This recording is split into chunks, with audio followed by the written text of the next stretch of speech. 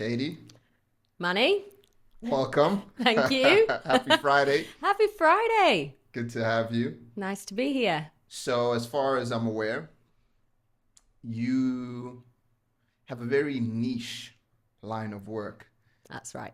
in that you work primarily with ladies, That's right. correct? Yeah. That are from South Asia. So, firstly, I'd like to ask you how you got into that.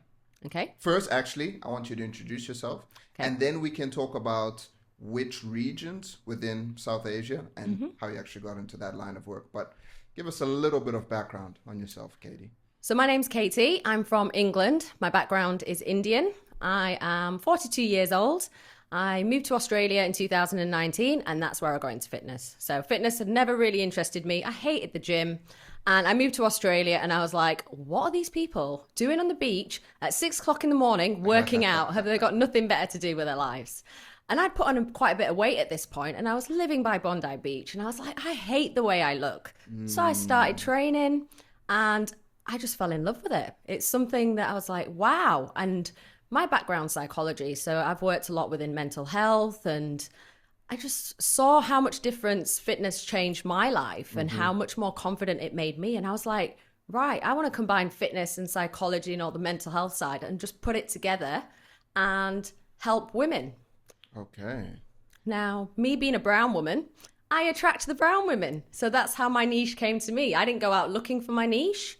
And, I understand the cultural differences, the pressures within my culture as well. So it's just, my niche came to me and it works and I love it and I enjoy it. I understand their struggles because I've experienced them myself. So it's just worked out really well.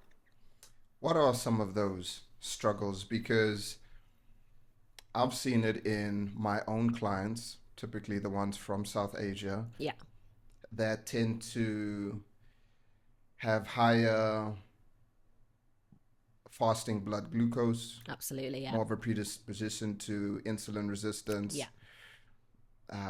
Some struggle a little bit more to lose weight. hmm So, in your experience, I'm sure you've worked with far more people from South Asia than I have. Yeah. What would you say are some common struggles?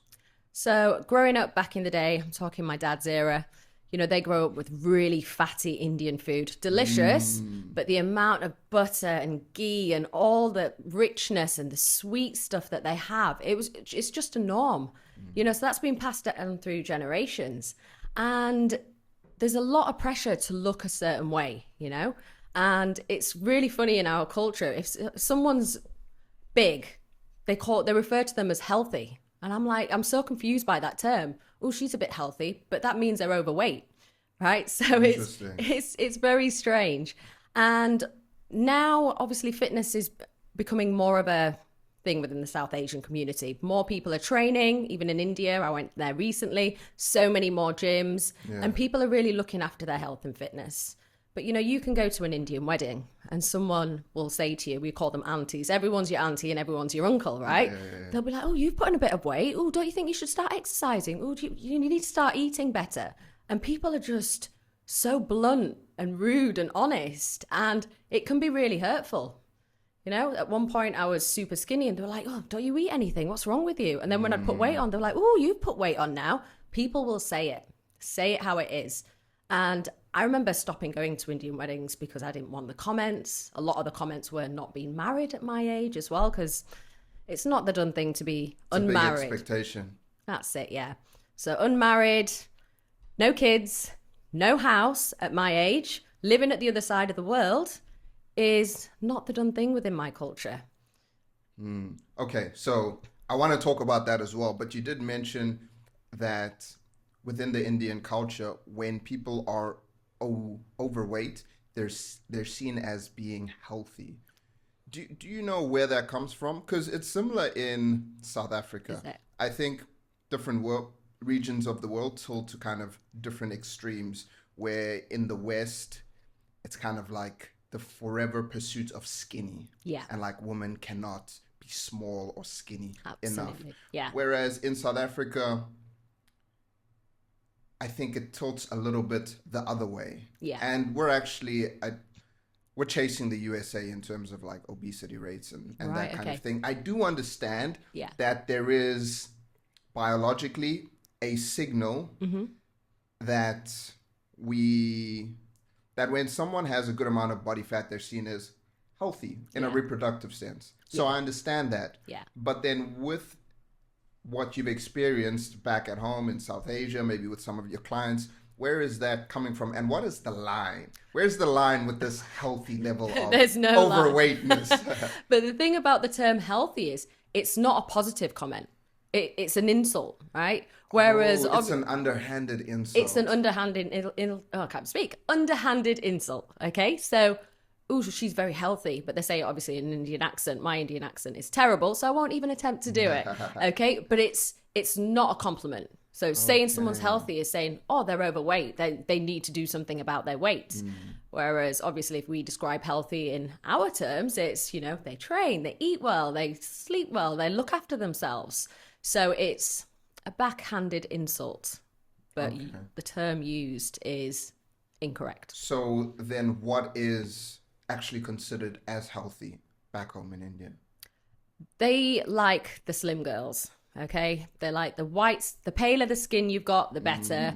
It's very much like here.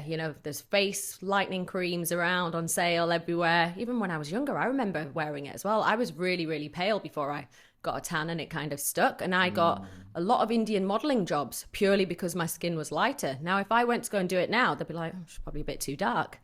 And I'd come home sometimes after being on holiday and my brother would be like, what have you done to yourself? It's seen as more beautiful the lighter you are as well. And especially in India, it's seen as, you're a bit like kind of wealthier, kind of high up there. The just light. Like here. Yeah, that's right. Like if your skin tone here in Thailand is lighter, you are seen as someone that does not work out in the fields. Yeah. The darker you are, people perceive you as someone who has a lesser job. That's right. Like, I don't know, a farmer or someone who's outdoors a lot. But if you're lighter skin, you seem as more upper class. Absolutely. And it's the same thing in India as well. Whew. It's crazy. Okay. So what would you say is the biggest struggle of people in the South Asian population? Because apart from genetics, we'll talk about genetics, but just like culturally with the diet. Because I know vegan/vegetarianism is a big thing there as well. Is, yeah. Now, I'm not saying this is good or bad. I'm just asking because I think it's easier for people to fall into pit holes when following those types of diets, because people already struggle when they have all the foods available to them. Absolutely. So you might be an omnivore, you eat everything, you eat meat, you eat whatever, but still you're not getting enough protein. Still you're just eating way too many calories. So then when people decide to take out the animal products, it's harder for sure. But I do say to my clients, there's Indian bodybuilders, they can still do it. There's lots of, alternatives that especially in the UK, you can buy tofu, tempeh, corn. There's lots of different meat substitutes. Yes, it might be harder to prep. It's easier to go out and eat chicken and eat your eggs, but it's completely doable. I do work with a lot of vegetarians and, I have created a lot of recipes as well, just to make sure that my clients are aware of what to have for breakfast, lunch and dinners as well. So it can be difficult. And also as well, a lot of my clients, they're young mums, they could live with their in-laws as well. So it's not just cooking for themselves, it's cooking for their husband, it's cooking for the in-laws and the kids. And it can become a lot for them having to cook separate meals. So it's teaching them how to, cook for the family as well and be able to eat the same foods as the family, because that's what the main struggle is. My client doesn't want to be cooking 4 different meals, to suit everybody. So it's about really working closely with them, making their life easier as well, and coming up with meal suggestions that are not just great for her, but are great for the family as well. And are the families typically open to those types of suggestions, or is there a little bit more resistance? Do you know what? Some of them, there is a bit of resistance because older Indians are a bit set in their ways. And when they make Indian food, they will put loads of salt in their food, so much butter in their food. And Indian food can be made really healthy. I eat Indian food at home. My brother's very health conscious, so my mum hardly uses any oil. When we make chapatis, we use wholemeal flour instead. We'll Okay. eat brown rice. So there's ways of having Indian food, adding Greek yogurt rather than natural yogurt. That can increase your protein as well. So it's about making the smarter choices. And I feel like a lot of people are just unaware of it. You know, they'll have their mother-in-law cooking the food and they're not seeing how much salt they're throwing in, how much Yeah. ghee they're putting in. And it can become really, really fatty. But Indian food as a whole, lentils, chickpeas, chicken curry, it can be made in a healthier way. It can, yeah. And then I guess it's also the approach that you have to be mindful of. You have to kind of, so speaking from experience, I love my mom. Some of the food she'd cook, the ingredients she'd use, I'd be like, ah. You don't need to add all that. Yeah, so Yeah. there's one example I can give you. She used to make this beetroot. I used to eat it a lot as a kid. Then I grew up and I kind of started looking at it a little bit sideways. And then one day she was like, you know, I cooked beetroot. It's been in the fridge. I'm the only one who's touched it. Yeah. What's going on? Because I was on holiday in South Africa for a month. It was just, I was staying at my mom's house, just her and I. And I was like, it's like, Mom, like, like, I love your cooking, Mom. But I've noticed that you use a ton of mayonnaise. I personally am not a fan of mayonnaise, and I'm not asking you to stop cooking it Yeah. or making it that way, but I'm trying to stay away from the mayonnaise. It's not the healthiest option, Yeah. especially when you put so much of it. She kind of just didn't respond for a few seconds, gave me a nod. The beetroot went off Right. because she made so much of it. She cooks for me most of the time. It's Yeah. one of her love languages. Yeah. And then she stopped making beetroot for a while, and then the beetroot came back and I devoured it. But it was without the mayo. Oh, amazing. And then slowly but surely she became more open to other suggestions. And now we have a back and forth. And she'll message me and she'll be like, hey, I've been eating this. Do you think I'm having enough protein? Oh, that's amazing. Or I finished the supplements that you left for me, because Yeah. that's the only way I'll get her to take supplements. Yeah. I have to buy them and leave them there, and then she'll take them. Yeah. So with you, how do you help your clients navigate that, especially when they have other people in the home that they're cooking for or that's cooking for them? Because I think it's interesting, you have this background in psychology, so you understand the human mind. That's it. Well, And how to- sorry. I get them to watch, see what they're putting in. You know, I've watched my mum sometimes and I'm like, watching her, she's there with the salt. I'm like, ease up on the salt. And then when they've got the dinner in front of them, they're piling it in. I'm like, you know, if mother-in-law's cooking, cook with your mother-in-law and say maybe just a little bit of that, or, you know, kind of try take over. Sometimes it can take offense, but it's about being more mindful or saying, look, I'm going to cook today. Okay. Or sometimes they do have to make separate meals because, you know, a lot of Indians, especially the older generation, are very set in their ways. All right. It's very hard to change them. So it's about, you know, just being mindful of what they're actually putting into the food. And like the example you said about your mum as well, and just being like, actually, Mum, I really love your beetroot, but I don't want that much mayonnaise, and just having that conversation as well, which I think is really, really important. And do you find that they're quite open to coaching as a culture, South Asians? It can be hard. It's got to be worded in a specific way because sometimes they can take offense and they'll be like, you know, why are you trying to take over? You know, you've come into my house and this, that, and the other. But, you know, there's room to change. Times have changed now as well. And it's a matter of, you know, how you speak to them as well. And as long as you're speaking to them with respect and getting them to understand the reasons why you're making these suggestions as well, just to be fitter and healthier, because the older generation now are, you know, getting into training, wanting to eat healthy. My mum's 70, she still trains. She goes to the gym, which is amazing. And I'm just still trying to get her to eat a little bit better. She'll have toast for breakfast. I'm like, Mum, you need to get some protein in there. Tea and toast. She's been eating that for the last God knows how many years. And I'm like, Mum, we need more protein. We're getting older. But she'll go to her gym classes. And, you know, like I said, my brother's very into health and fitness as well. So he wants his food cooked a certain way. My mum still does the cooking for him. And he's like, don't put this in, don't put that in. So, you know, she takes that on board as well, which is great. Okay. So then what are generally the first steps you take? Well, what of the clients that come to you, what are they looking for? What do they say they're looking for? And then what do you discover they're actually looking for? Right. So we call it the desi pouch, right? Which is the lower stomach area. We all have it. I even say to my clients, I've got it as well. And the last part for me to go is going to be that stomach. So initially when I speak to clients, it's like, I need to lose my stomach. So I have to explain to my clients that, okay, we're going to obviously work on reducing your body fat, but we can't spot reduce fat from a specific area. And sometimes trying to get that through to them can be quite challenging, because I'm like, we've got to lose we've got to lose weight all over. We can't just spot reduce fat. Yeah. So, they're like, oh, I don't know what to eat, but, my diet is terrible. I don't have time. I'm too busy. And I'm like, listen, I was working 3 jobs at one point. I was starting work at 7 o'clock in the morning. I was doing Zoom PTs. I was working my 9 to 5. I was PTing in the gym in the evening. I was training at 10 o'clock at night. Yeah. If I didn't meal prep on a Sunday for the week, my week would be doomed, because I'd be getting food on the go, and it'd be quick things, sandwiches from Tesco's or something like that, meal deals.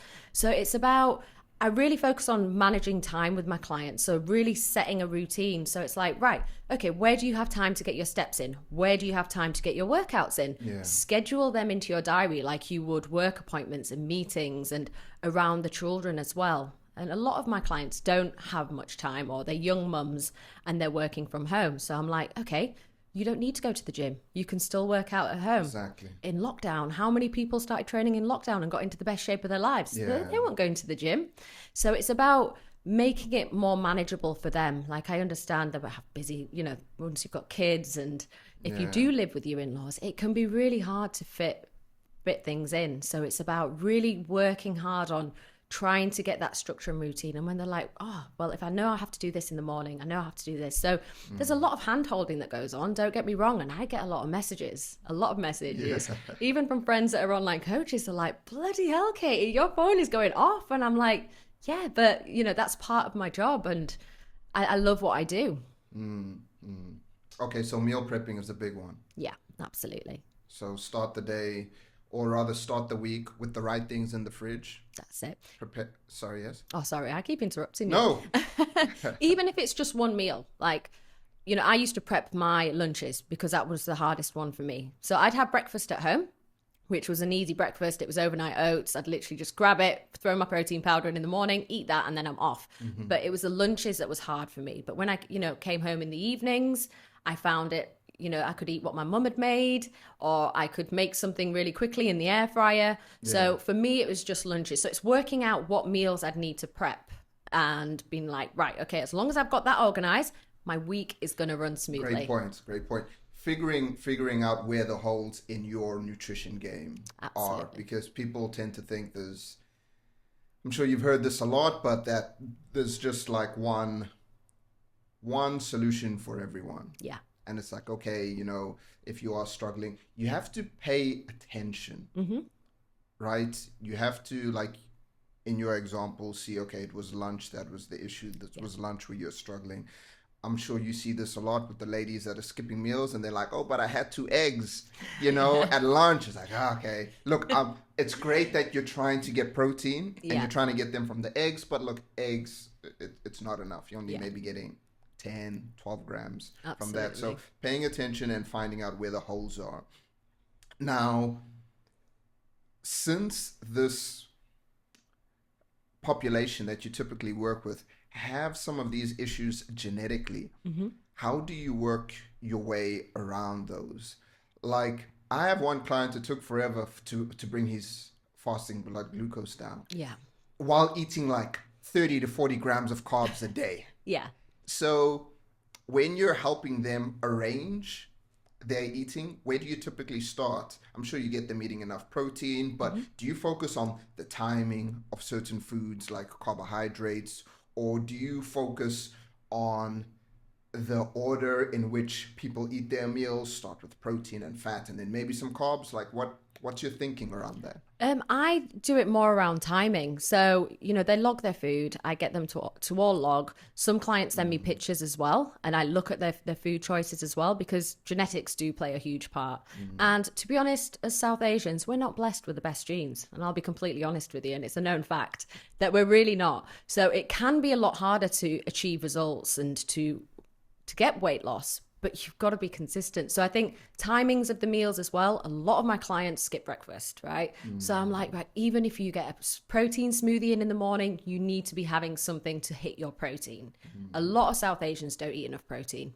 They don't drink enough water. They don't have enough protein. So it's just trying to drill that into them that it's how important it is. You know, obviously we need to grow more muscle. A lot of my clients are over the age of 40 because I am, and I attract, I say the older, I don't like to refer to myself as the older woman, but you know, a lot of my clients are over the age of 40, and it's great because I understand their struggles. Even things like building muscle mass and maintaining muscle mass, so much harder from when I was in my 30s. I'm just like, wow, I've got to train so much harder as well.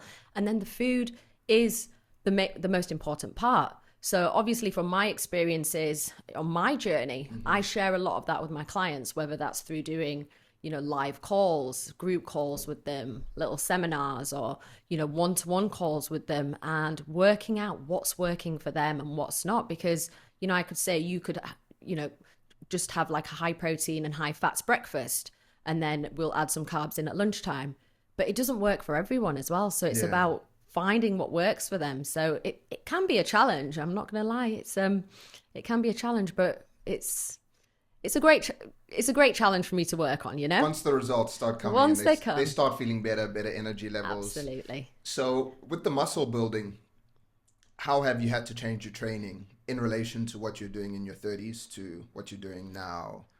Well, there's had to be a lot of changes in my training. I used to be a cardio bunny. I love high intensity. I love jumping around. I love plyometrics. I love burpees. My body doesn't like that anymore. Like I've had sciatica, it flares up. And, you know, I love, especially being in Thailand and working as an online coach, you're staring at a computer screen all day long. Okay. So there's not much social interaction going on. So for me, going to classes is like getting out and being social. So for me, I've had to really focus now on getting 3 to 4 strength sessions in and making sure I am doing them. They're my priority. Before it was like class. And all I was finding is injury after injury after injury. I was like, my body can't take that anymore. I can't smash my body like I used to. How many classes were you doing weekly? I was doing about 5 or 6 classes a week, and they were high intensity. They were jumping around. And like I said, I love that, but my body doesn't love it. And I've had to adapt it. And don't get me wrong, I've got my headphones in at the gym, and I'm like, I missed the community. So I still incorporate classes, but my greatest love is Muay Thai. Like, I'd rather do Muay Thai over these classes any day. And people underestimate how hard Muay Thai actually is. Yeah. They really do. I've seen that you do it as well. Big fan. It's such a great sport. I love it. Sorry, yeah? No, go on. I'm glad you brought that up because firstly, I think a lot of people listening to this, the ladies will be like, okay, Muay Thai. Maybe she can do Muay Thai just because she's been training all of her life. I'm probably too old for Muay Thai. Number one. So I do want to also talk about the whole perception thing. Yeah. Because you're dealing with people that are after 40. And this is something common that men experience as well, men and women. Yeah. They pass 35 or 40 and they just make up their mind that they are too old. Yeah. And they start behaving in that manner. Yeah. And it's not that they are too old. It's just that now they're not moving as much, or, you know, whatever you consistently tell yourself, you're going to eventually start to believe it. So I'm sure people are thinking, okay, the Muay Thai, maybe that's not for me. And then the lifting of the weights three times a week. I was talking with another lady and she was just like, but, you know, I'm 62 years old. You're saying I need to be doing resistance training. I'm like, you don't need to get under like the barbell and squat 100 kg. Start with your body weight. Start with something, you know, comfortable, and just find your groove. Absolutely. So how are you helping these ladies find their groove in relation to training, whether it's cardio or resistance training? How frequently are they training, and what's their intensity like? Yeah. So I think a lot of people watch my stories because I share a lot of my training. It looks like I don't even work in Thailand. I've had a few people say, your life is great. You just train and, you know, eat delicious food. And I'm like, listen, you don't know what goes on behind the scenes. I am behind a laptop most of the time. So they see the types of training that I do. And I've had comments saying, oh God, I wish I could do what you're doing. I wish I could go and do Muay Thai or do these high intensity classes or lift weights. And I'm like, why can't you? Like, I feel like a 21-year-old in a 42-year-old's body, you know? Don't get me wrong. I sometimes get out of bed and I'm like, oh, I've got this injury. Ouch, this hurts. But I will never let that stop me, you know? Especially in Phuket, you're surrounded by all these young, super fit people that are coming and going. And, you know, if you just compared yourself to them all the time, you'd feel super shit. You know, it's about doing the best that you can. And it's never too late to start. It's never too late to start lifting weights. Like, my mum started lifting weights at about 65, you know? And it's amazing. Don't get me wrong, she doesn't go super Shout out to mom. Yeah, mum's great. She's been to Unit 27 here. She's trained at Cull. I've took her to a class. And it's, you know, we need to be doing that, and we need to be pushing people, especially over the age of 40, over the age of 30, to be lifting weights so that, you know, when you have kids or you've got nieces, nephews, grandkids, you can run around after them. Yeah. I remember when I was younger, well, not when I was younger, I remember during lockdown, my niece used to be like, why are you training so much? I was like, because I need to be fit and strong and fit so I can run after you. And seeing the youngsters, like seeing that, my niece seeing me going to the gym, my dad playing cricket, my brother built a gym in our garage at home, my mum goes to the gym, my sister-in-law was going on bike rides. She's grown up with that, and that's the norm for her. So my advice would be, doesn't matter what age you are. Don't get me wrong. Like, I started Muay Thai very late. I started probably about 35, 36. Okay. And I wouldn't say I'm the best. I get tight hips. It hurts. I get bruises.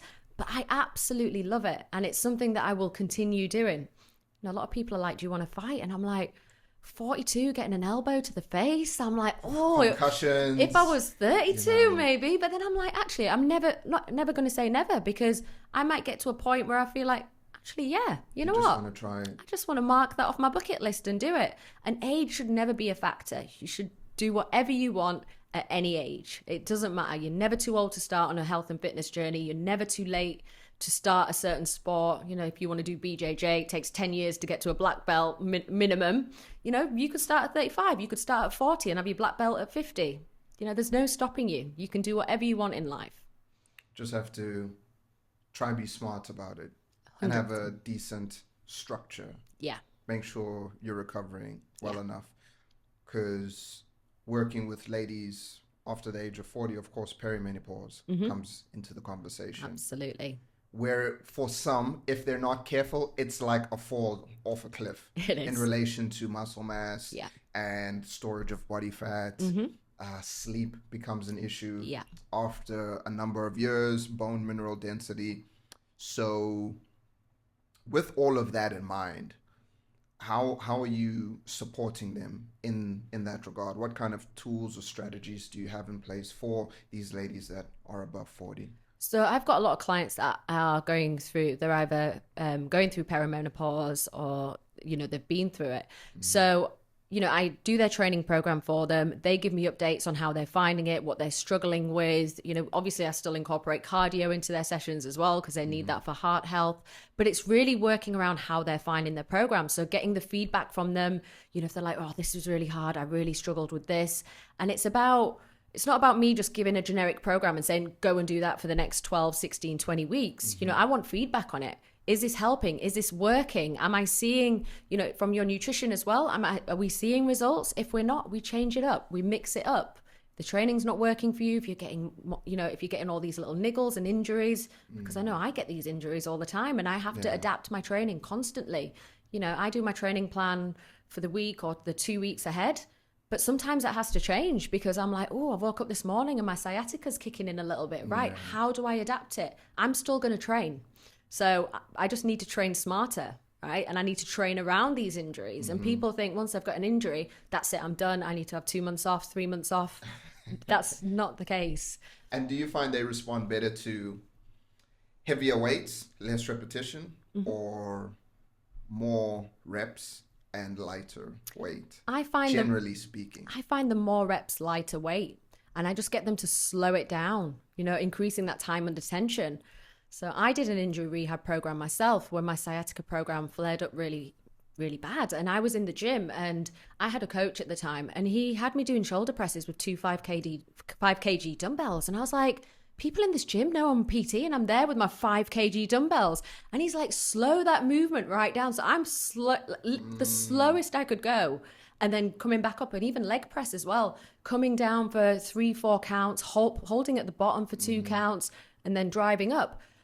I noticed such a big difference in my body from going lighter, doing more reps, but just massively slowing the movements down. And it helped my injuries as well. So, you know, it's about working with that individual. Some people work better with the, you know, the heavier weights and the lower reps, but some of them work better with the, you know, higher reps, but lower weight, but just slowing the movement right down as well. Are they able to grow a booty?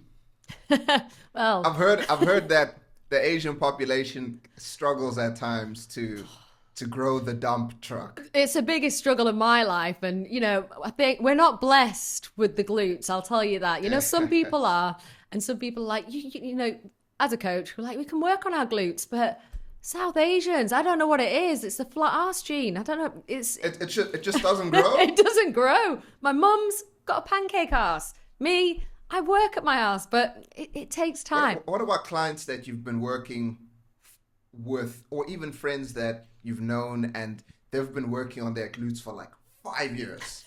5 years, hip thrusts, RDLs, all kickbacks, everything. Sounds like me. You know? But with the nutrition on top of that, are they still just, is it just not happening? I know, for example, myself, my calves. Anyway, it's a discussion for another day. But genetics. My ass, easy. Yeah. Easy. Even sometimes it responds too well. It responds too Yeah, well. I'm like, I'm going to have to, every year I have to buy new pairs of swimming shorts, training shorts. I was training with Josh the other day. And I was like, this is ridiculous. Yeah. You know? I was like pulling my shorts down. I was like, nah, these shorts are getting too tight. Yeah. So for me, it works. Yeah. Right? The glute building. More men need to build their glutes. I agree. And train legs. But how often have you seen success in that regard? I'm not talking about a massive ass, right? But just, you know, maybe they came to you with a pancake butt. A little bit more peachy. Yeah, just a little bit more peachy. How long does that tend to take? It takes a while. It does take a while, but it's not impossible. And I've seen results. Obviously, trying to get my clients to eat more calories because they're like, oh no, but I'm trying to drop body fat. And I'm like, listen, you want to grow your ass, you got to be feeding your ass, okay? So trying to get that message across, you know, it's, I want to grow my glutes, but I want a 6-pack.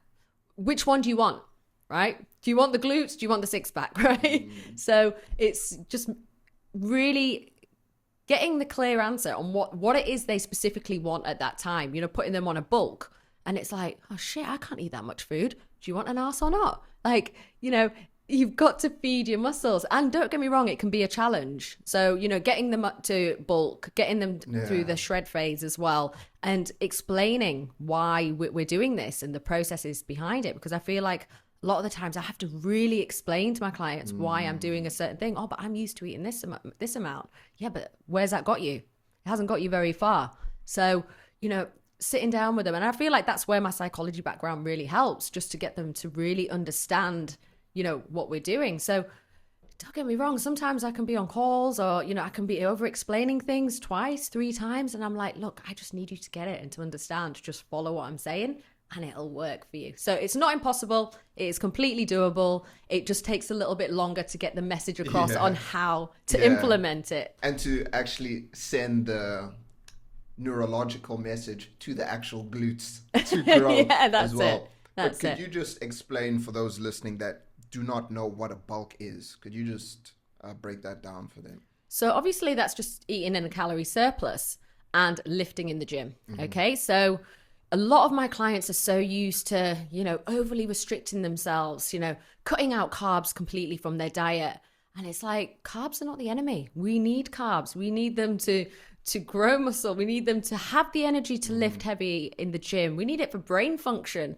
And to get that message across, you know, it can be quite challenging because, again, Indians are very set in their ways. I'm very set in my ways. So I completely get it. So explaining to them that we do need to be eating more food.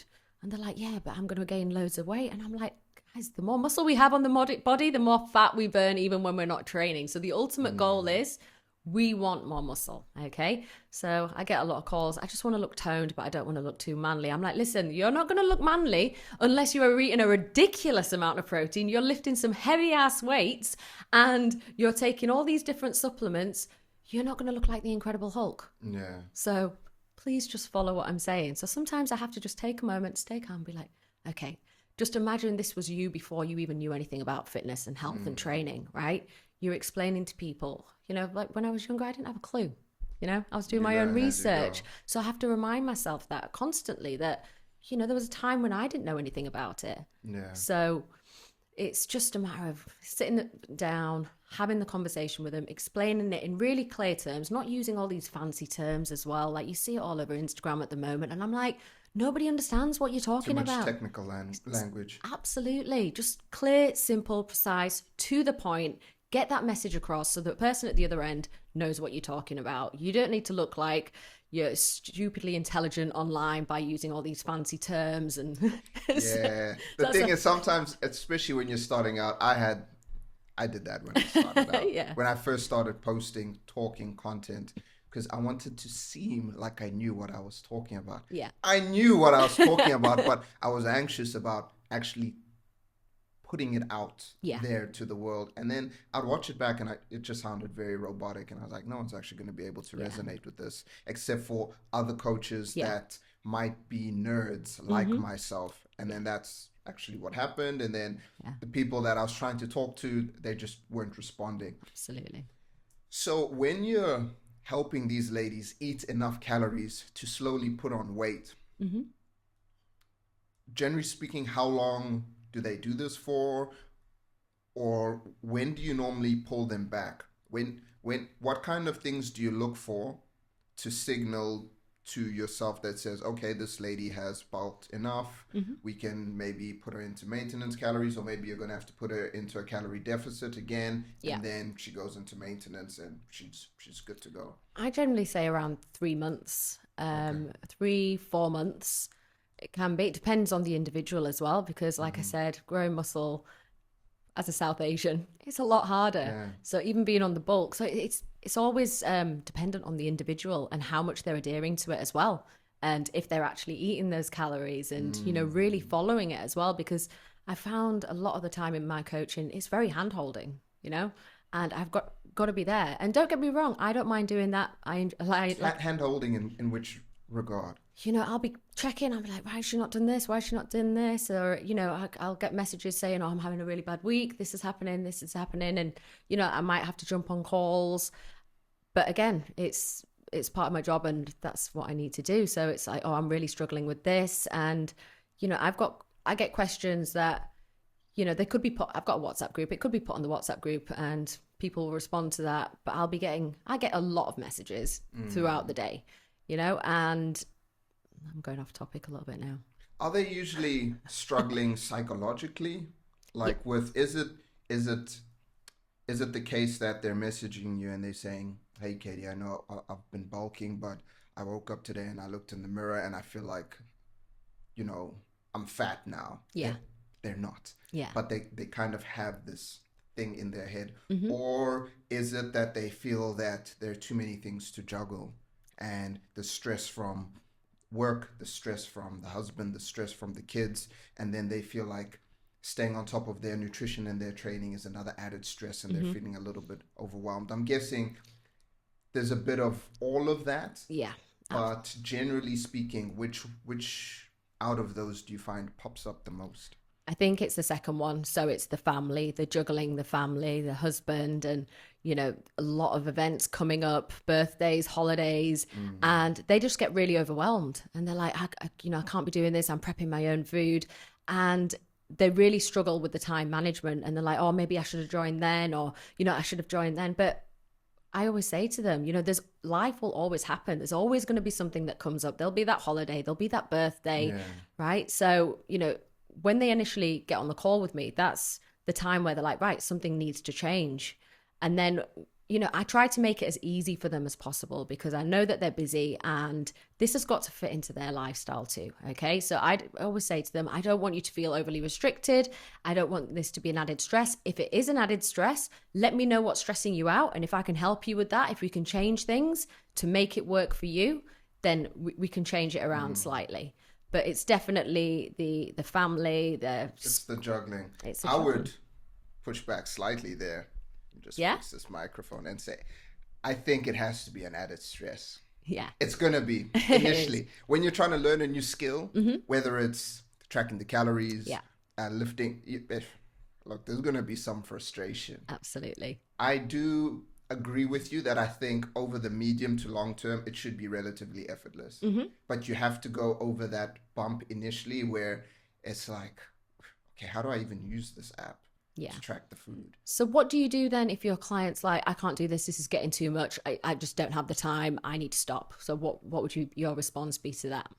Well, first we'd have a discussion about it. I have received messages like that. It's just, Maddie, sometimes I'll be like, okay, sleep on it.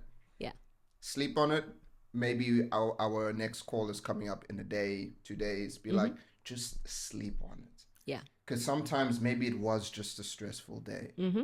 So we'll get on the call and then I'll often remind them how far they've come.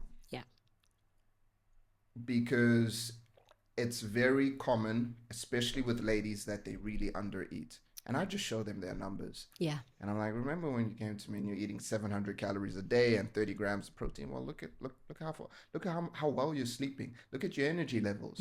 Look, you're going out now. You're wearing that dress. You're showing skin. And you're feeling more comfortable. It's like, so why do you want to quit? Let's actually get to the bottom of it. Not the text message you sent me. Because when you have that chat with people, talking is a form of thinking. And then you get to the bottom of whatever it is they are feeling. And then they realize that 8 out of the 10 things they mentioned aren't actually the problem. And it's just, maybe they just needed a little bit more love or attention that day. Or I'll get feedback and they're like, look, I need you to, instead of checking on me, Monday to Friday, can you be there for me on the weekends? Just for a month. Can you be on? I'll be like, yeah, okay, fine. I can do that over the weekends. So I'll normally have a chat about it. Sometimes we just have to stop. There'll be things happen in life. Where you just divorce, family crisis, maybe mom is sick or dad is sick, and but a lot of the times, it's nonsense. And you can pull through. I don't let them stop when they tell me it's time to stop. It's not time to stop most of the time, because I'm supposed to be that person for them as well. Absolutely, I'm there to keep them accountable. I'm there to push them. So if I sense that they're like, I can't do this, we need to pause, I'm gonna call bullshit. Most of the time, I'm gonna call bullshit and I'll say, look, take 2 days off. You don't have to train this week, but don't think every time you struggle with something, I'm going to give you a week off. So we'll have the chat, and if I'm buying the story, then okay, look, this week, you've already trained 2 times, chill, take it easy. Look, don't even worry about tracking your calories. Don't even take a photo. You know what? Just eat. Go order a donut. Chill the rest of the week. But Monday, you're back on it. Monday, we're getting back on it. So a lot of the times I just call bullshit on them and I'm like, let's do you need the damn stress. You need a little, it's a responsibility at the end of the day. I think training, you and I, we're lucky we have a lot of fun with it. I love going to the gym. Not all the time. But I really enjoy, doing plyometrics like yourself. I like the Muay Thai. I even just like conventional bodybuilding. I have fun with that. So people look at me and they think, oh, Manny, you're so disciplined. Every week you're in the gym. Because they are projecting in the sense, because they have this negotiation within themselves when it's time to go and train. Oh, am I going to go train now? Maybe I just go later. So when they see me training, they think that I win that negotiation every day. Yeah. Whereas there isn't that negotiation. No, sometimes it's that battle in your mind going, do I really need to? Can I be bothered? Do I really want to train today? Not really, but you know what? Fuck it, I'm going to go. Yeah, it's the habit and it's the routine.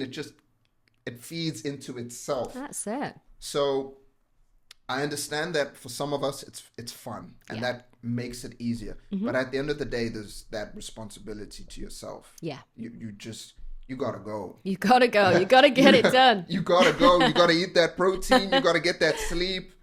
You're sounding like a child to me right now. Everyone is allowed to stress and have hard times and all of this. And it's not always your fault. Yeah. But even if it's not your fault, at the end of the day, it's your responsibility. Absolutely. The example I give a lot of the times that I heard from, I can't remember who it was, but he said you can be walking on the road, a car drives past, and it splashes you. Maybe you were wearing a nice suit or a nice dress. It was white. Now you got mud all over that. Yeah. It's not your fault. But are you just going to carry on your day and you're not going to go and change because it wasn't your fault? So you're just going to wear the dress, and wherever you go, people are like, dude, what? You can't show up to a meeting like this. Oh no, but this person splashed. It's not my fault. It's your responsibility. Yeah. So get it done. Get it done. Yeah. I know that was a very long-winded. No, answer. it was a great answer. I'm going to ask you another question now as well. I feel like we need to reverse the interviewing here. All right. So what do you do when a client turns around to you and says, I feel like I know what I'm doing. I've got it all under control. I know how to eat. I know how to train. I don't feel like I need you anymore. What is your response to that? Then I grab a Kleenex tissue.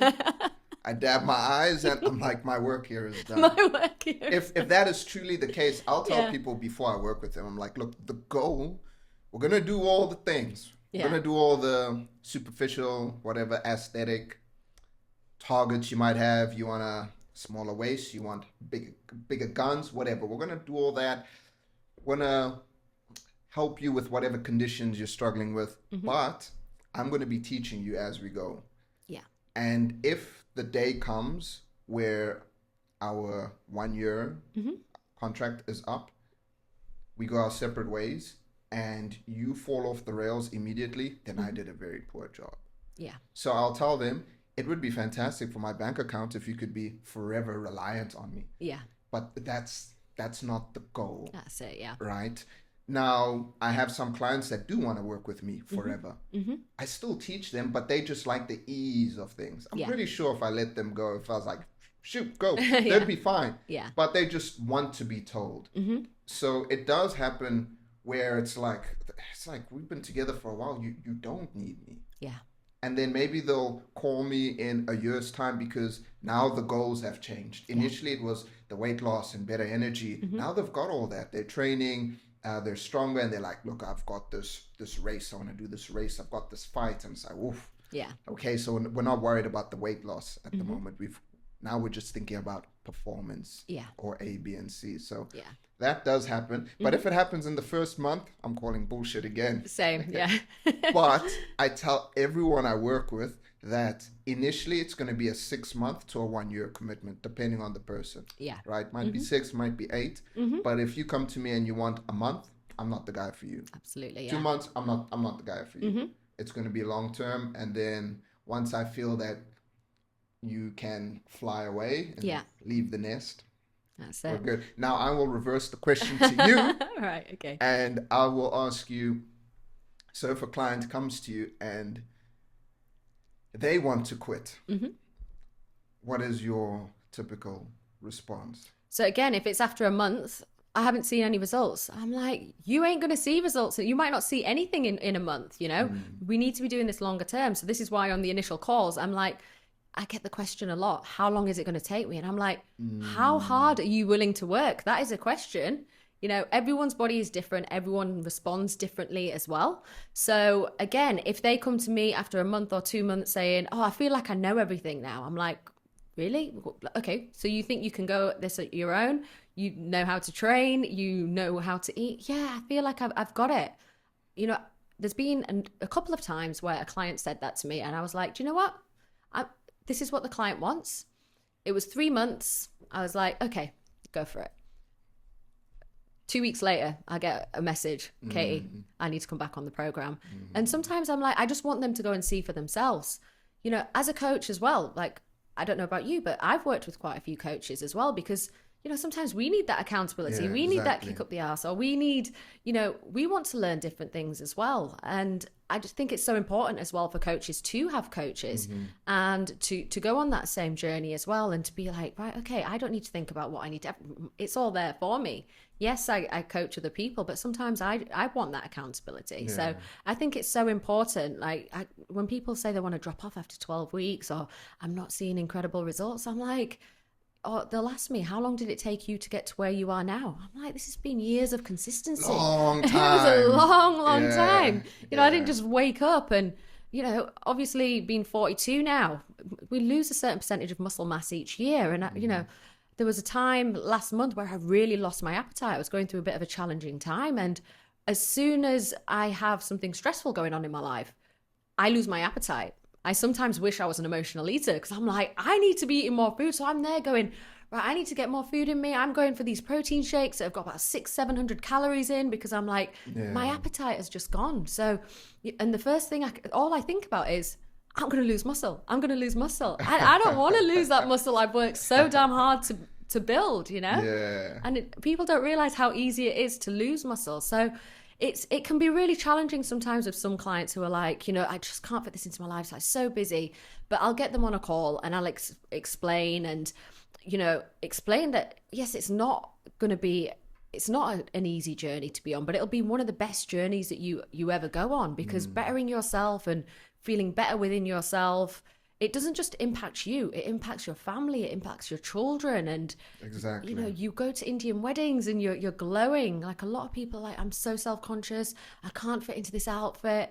And Indian weddings, they're amazing. They are extravagant. They They're are. massive. They're so big. I've never been to one, but I have Indian friends. I'm like, whoa. They're crazy. Like, when my brother got married, there was 500 people invited from my brother's side, and there was 200 from, there was 700 people at this goddamn wedding. So they are a big deal. You know, everyone's got amazing outfits on, and people want to walk in there and feel confident. So I either get a lot of my clients wedding ready. I get them, you know, the bride to be, or clients that are going to a wedding, and a lot of clients that are turning 40. I don't know what it is about turning 40. When I was turning 40 6 months before, I was like working 3 jobs. I couldn't even sit and think about it. I needed to be busy. I did not want to turn 40. I was so scared at the thought of turning 40. It was like, holy shit, I'm old. Like, it was a really bizarre thing. And then when I turned 40, I was like, this is great. My 40th year was the best year of my life. You know, I had so much fun. But I think the build up to it, it's like obviously a big life change. So people are like, I need to get in shape before I get to 40. Yeah. So I want to dial back to that month you had when you're really stressed. Mm-hmm. What were some of the tools you used during that time to help keep you on track? Now, when I say help keep you on track, I don't mean perfectly, because a lot of the times people will look at coaches and they think your diet and everything is like pristine, Yeah. you know, immaculate. You never eat a candy bar, or you never sleep late, A, B, and C. But what were some of the things that you did or that happened or the support you had that helped you keep together? Because I can relate. When I'm stressed, appetite down the drain. Yeah. And then at times I live on protein shakes. I'm like, "Ah, what are we doing here, bro?" Exactly. So, yeah, please share a little bit about So that. yeah, for my challenging month, you know, obviously I've got a business to run, so I need to show up for my clients. And, you know, I go into hermit mode. There was a time, you know, there was 2 weeks where I just stayed in my room. I was ordering food in. I never eat in my room. And then I was struggling to eat there. So I journal a lot. I go for walks. I listen to podcasts. I find podcasts really, really helpful. And speaking to friends as well and reaching out, because I'm one of these people that if I'm going through a challenging time, I kind of keep everything to myself, you know, and I just throw myself into work. And, you know, I was making sure I was sleeping enough because my sleep wasn't great as well. So prioritizing sleep and doing a lot of things, self-care things like, you know, going for massages, relaxing. And I think the number one thing for me was journaling, you know, because I tend to I tend to keep a lot in up here, okay? And I don't really talk about it a lot. Or I distract myself. I'm like, oh, I'm thinking too much. I need to go train. So training has been my escape for many, many years.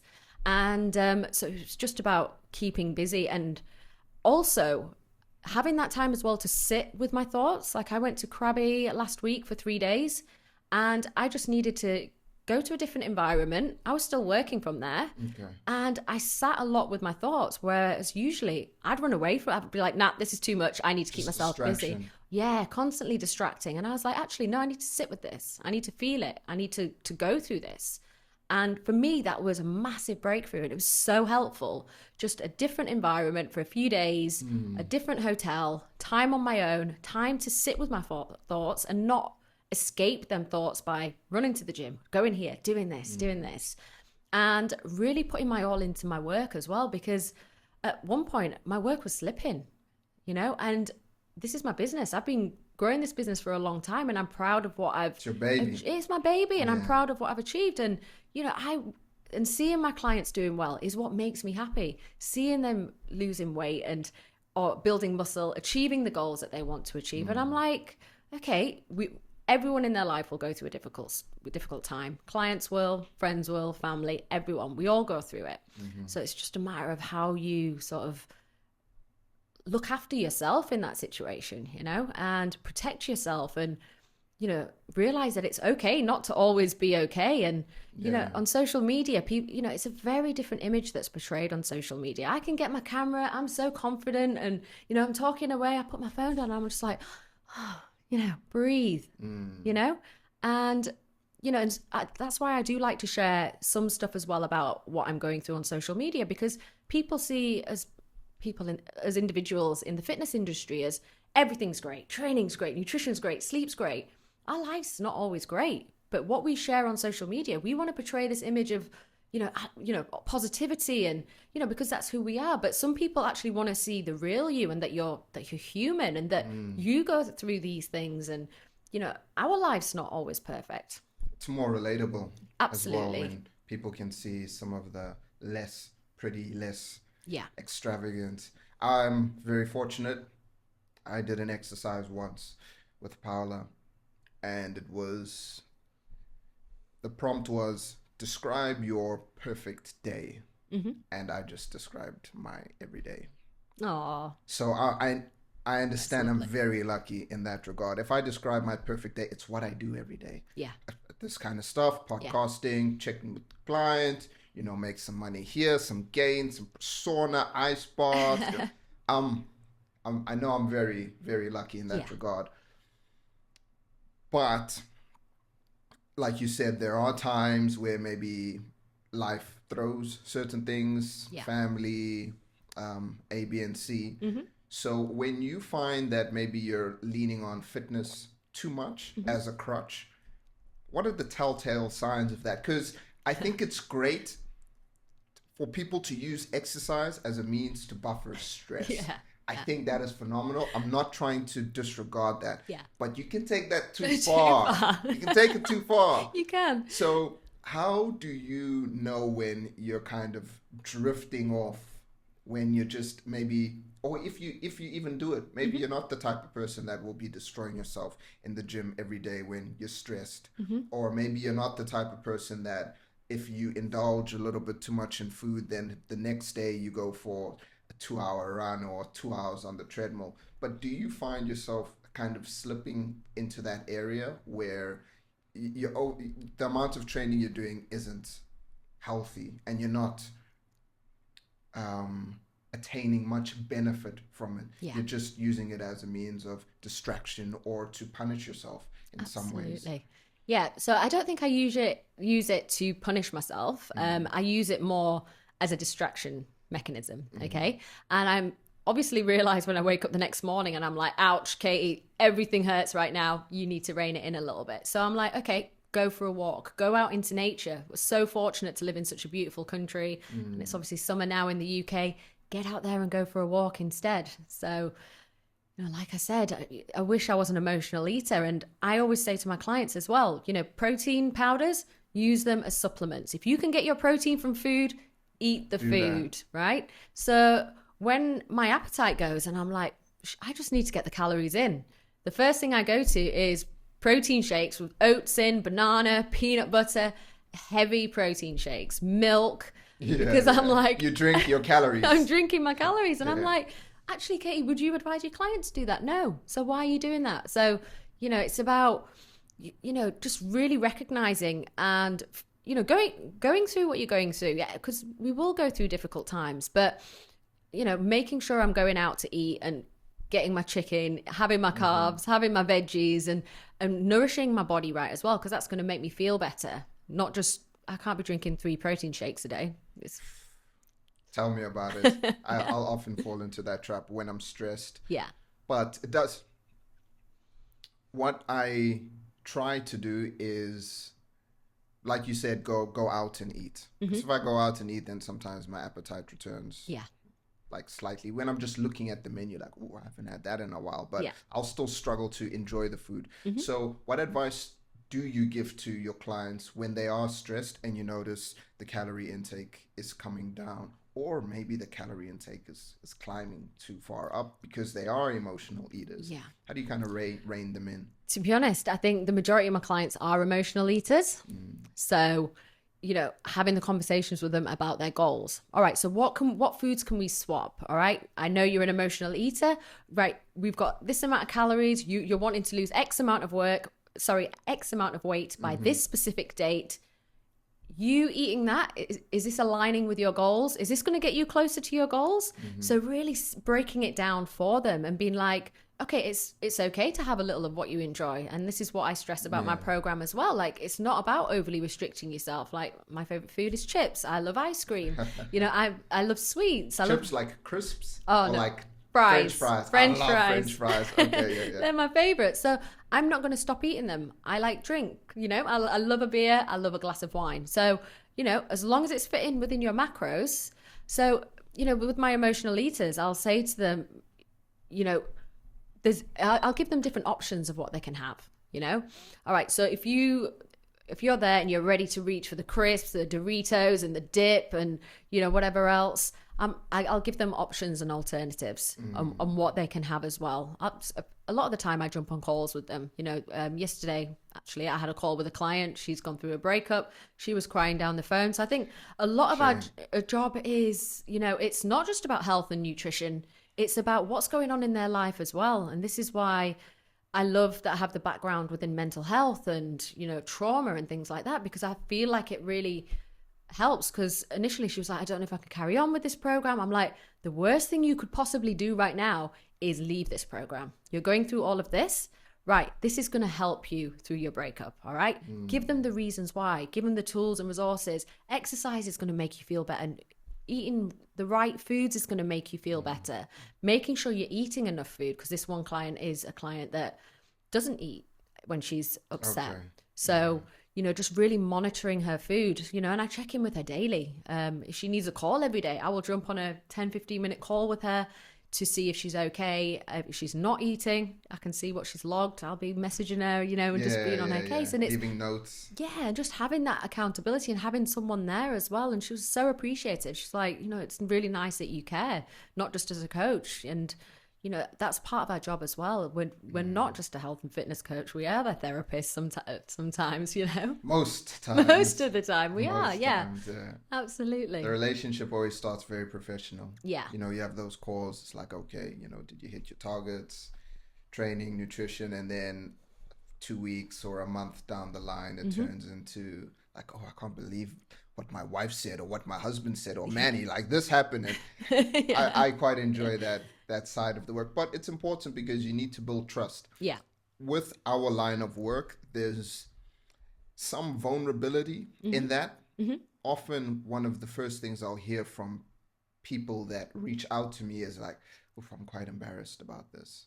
Talking about this kind of makes me feel a certain way, but I gotta lose this weight, or I need to start feeling a little bit more confidence, or my energy. So there has to be, they're opening up. Yeah. And so when you are going through a hard time, it's like, screw your hard time, Katie. You got to show up. But sometimes show showing up for your clients will actually make you feel better as well. 100%, and it really does. Yeah. And that's what I found. And, you know, I like the challenge as well. I think there was one client I worked with last year. So she was based in Canada. She was an alcoholic. She smoked cannabis every day. She hardly ate anything. I think she lived off like chicken fingers in the air fryer and tomato ketchup, right? And she was messaging me every day, every single day. I'm talking, I'd wake up and I'd have essays. And I was like, this is hard. But, you know, I worked really closely with her. We, you know, stopped her drinking alcohol. We got her off the cannabis. She was eating real foods. And for me, I was like, that was such a great feeling, you know? Don't get me wrong. She was driving me crazy at times. Yeah. But I was like, you know, and then her sending me pictures and how well she'd looked, how much better her skin was. I was like, that is, you know, a great feeling. It really is. We can work with clients to lose 5-10 kilograms. Yeah. I just, obviously with my background, I find that very challenging. Is she still doing well? She's doing great. She's doing great. She was going through a bit of a hard time with her marriage. She's ended up leaving her husband. And again, I was talking her through, counseling her through that, and, you know, getting a message from her saying, you've changed my life. It's amazing. And it just makes this job so much more rewarding. Well, I hope people listening to this can maybe gain a little bit of encouragement, because sometimes that's all it really is. Yeah. Just a little bit. I feel people get such little encouragement, whether it's from home or from friends or from the spouse. So hopefully listening to your story and the struggles of the South Asian population can maybe help them pull themselves together a little bit. But thanks for your time. On our next episode, I want to dive a little bit deeper into the mental sides of things, because you do have this psychology background. Sounds good. And I would also like to talk about genetics a little bit more, because I think that also plays mind games on people, right? The age thing and genetics. But thanks for your time, Katy. And if people want to reach out to you or find you, where can they do that? So you can find me on Instagram at Katy Padam. Or Facebook. I actually do TikTok daily vlogs as well, where I vlog everything that I do on a day in Thailand. I don't know why people watch these, but people love them. Okay, I wasn't aware of that. Yeah, I've been doing them for over 2 years now. So there's a lot of days in Thailand, but I've had people come up to me in the soy and being like, oh, I follow you on TikTok. And I'm like, oh, no, please, no. I'm like, cringe. Or people come up to me and say, you know, I'm only here because I've been watching your TikTok daily vlogs. And that, you know, that makes me feel really good that people are coming to the soy, to Phuket, to, you know, embark on their health and fitness journey and just experience this amazing place. Oh, yeah. Well, thanks for your time, Katy. Thank you.